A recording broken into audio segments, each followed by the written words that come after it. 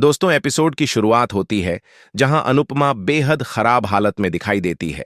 उसके चेहरे पर चोटों के निशान हैं, कपड़े फटे हुए हैं और आंखों में आंसू हैं।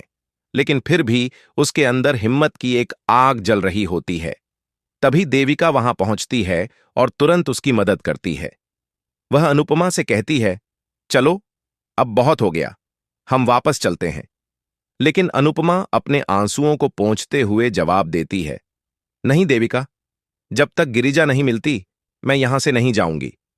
उसकी आवाज में दर्द भी था और एक मां की हिम्मत भी।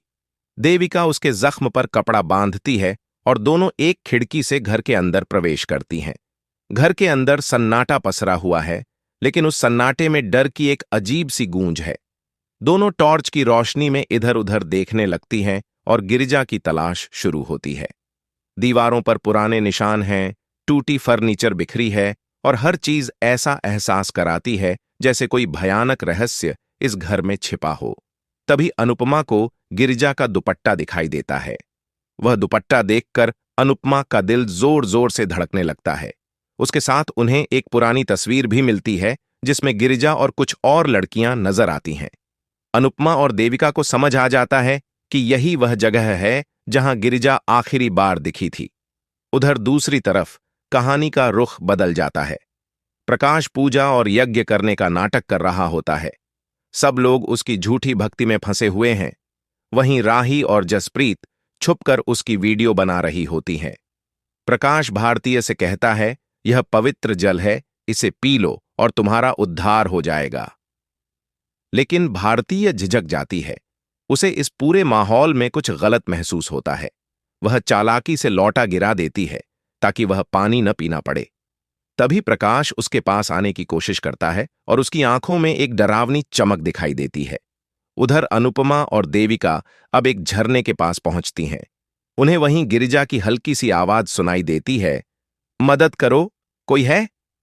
अनुपमा दौड़कर उस दिशा में जाती है और अपनी बेटी को ढूंढने की पूरी कोशिश करती है। देविका उसे संभालती है, लेकिन दोनों का डर अब बढ़ता जा रहा होता है। तभी उन्हें एहसास होता है कि गिरिजा कहीं पास ही है और उसे कोई कैद में रखे हुए है। देविका इसे ईश्वरीय संकेत मानती है कि उन्हें यही रास्ता दिखाया गया ताकि गिरिजा तक पहुंचा जा सके। इस बीच पूजा स्थल पर माहौल बदल जाता है। भारतीय अब और चुप नहीं रह पाती। वह सबके सामने बोल पड़ती है, प्रकाश कोई संत नहीं, वह एक ढोंगी है। यह सुनते ही सब लोग हैरान रह जाते हैं। भारती कहती है कि प्रकाश अपने झूठे धर्म और आस्था के नाम पर लड़कियों का शोषण करता है, उनकी वीडियो बनाकर उन्हें ब्लैकमेल करता है। राही और जसप्रीत यह सब कैमरे में रिकॉर्ड कर लेती हैं ताकि उसके पापों का सबूत मिल सके। जब प्रकाश का असली चेहरा सबके सामने आता है तो वह खुद अपने अपराधों को स्वीकार कर लेता है। वह कहता है कि उसने कई लड़कियों को बेहोश कर उनका गलत फायदा उठाया और फिर उन्हें मार डाला। यह सुनकर सबके पैरों तले जमीन खिसक जाती है। लेकिन कहानी यहीं खत्म नहीं होती।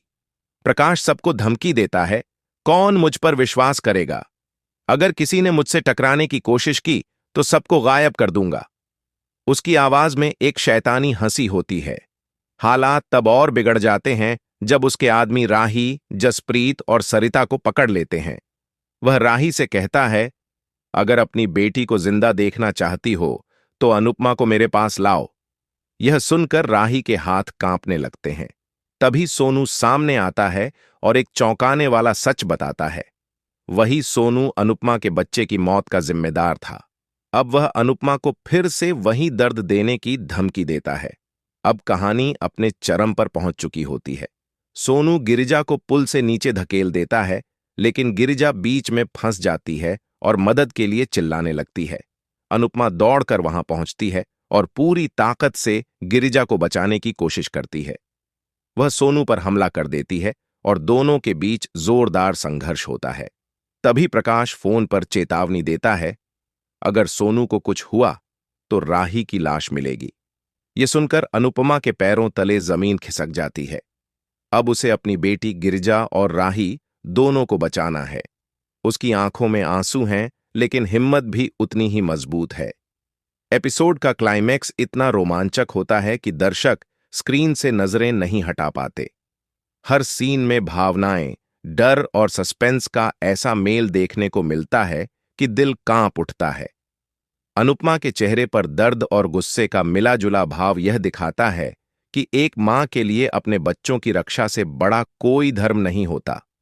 एपिसोड यहीं खत्म होता है एक भयानक क्लिफहैंगर के साथ, जहां सवाल यही उठता है, क्या अनुपमा अपनी बेटी और राही दोनों को बचा पाएगी या उसे फिर किसी बलिदान का सामना करना पड़ेगा। दोस्तों, यह एपिसोड न सिर्फ रोमांच से भरा था बल्कि इसमें समाज के उस काले सच को भी उजागर किया गया है जहां कुछ लोग धर्म और आस्था का इस्तेमाल अपने गंदे इरादों के लिए करते हैं। अनुपमा का किरदार यहां सिर्फ एक मां नहीं बल्कि एक योद्धा बनकर उभरता है। उसने डर के आगे झुकने से इनकार कर दिया और यही उसकी सबसे बड़ी ताकत है। तो दोस्तों, आपको आज का एपिसोड कैसा लगा? नीचे कमेंट करके जरूर बताइए।